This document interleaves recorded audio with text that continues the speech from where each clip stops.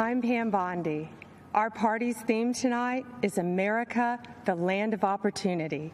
And listening to the stories of discoveries and deliverance, you can't help but be proud to call this country home. But for Joe Biden, it's been the land of opportunism, not opportunity. As a career prosecutor and former Attorney General of Florida, I fought corruption, and I know what it looks like, whether it's done by people wearing pinstripe suits or orange jumpsuits. At the Democrats' convention, we were told to look at Joe Biden as the model of integrity. But when you look at his 47-year career in politics, the people who benefited are his family members, not the American people. Let's take a closer look. We all know about Joe's son, Hunter Biden. A corrupt Ukrainian oligarch put Hunter on the board of his gas company, even though he had no experience in Ukraine or in the energy sector. None. Yet he was paid millions to do nothing. He only had one qualification that mattered. He was the son of the man in charge of distributing U.S. aid to Ukraine.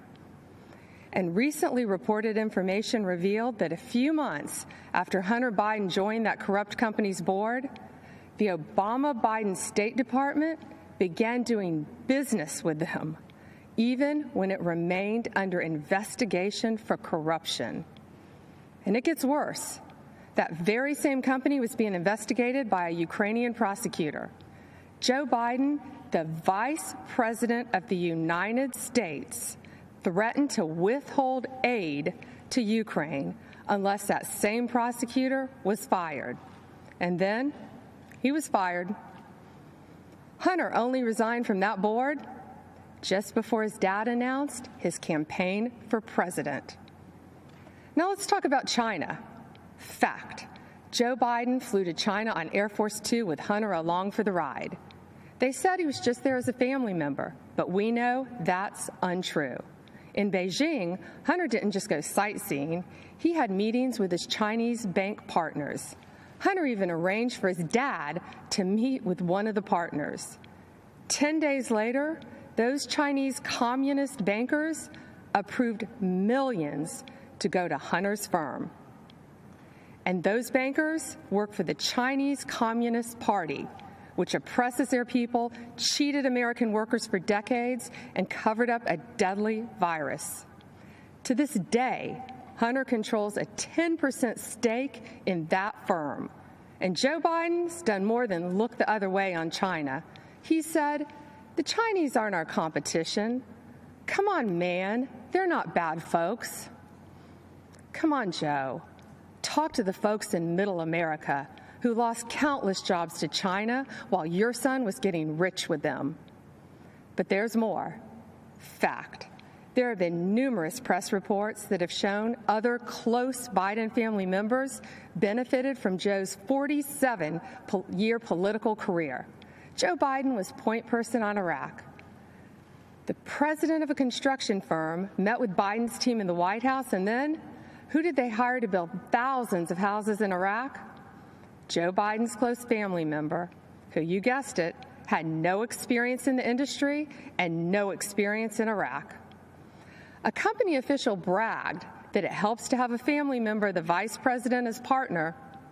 The family member put it more bluntly by saying, "There's a line of 747s filled with cash ready to invest." Now let's follow the money down south. Again, as reported in the press, yet another close family member of Joe's set his sights on Costa Rica and Jamaica, where millions of dollars flowed from the Obama-Biden administration in taxpayer-backed loans to projects linked to, yes, that same family member. These aren't isolated incidents. It is a deliberate pattern of conduct. And that's just what he did as vice president.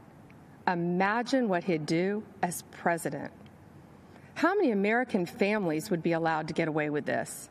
Why should there be one standard for the elite political class and another set of rules for the rest of us?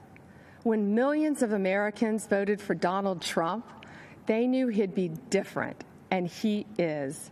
He's a tough, no-nonsense outsider who can't be bought or intimidated. He won't even take a paycheck from the American people. He donates his paycheck to charities across this country. Democrats have been lecturing America about integrity for 4 years, while their nominee has been writing the textbook on abuse of power for 40 years.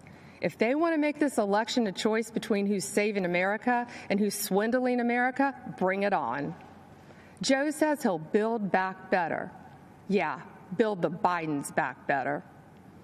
Our president is in this to build a safer, better, and stronger America, and he will finish what he started to keep this a real land of opportunity for everyone. If you want to check your voting status, secure your ballot, or register to vote, text VOTE to 88022. Remember, the best is yet to come. Thanks for listening. If you enjoyed this podcast, don't forget to like, share, and subscribe to Build Strong Habits.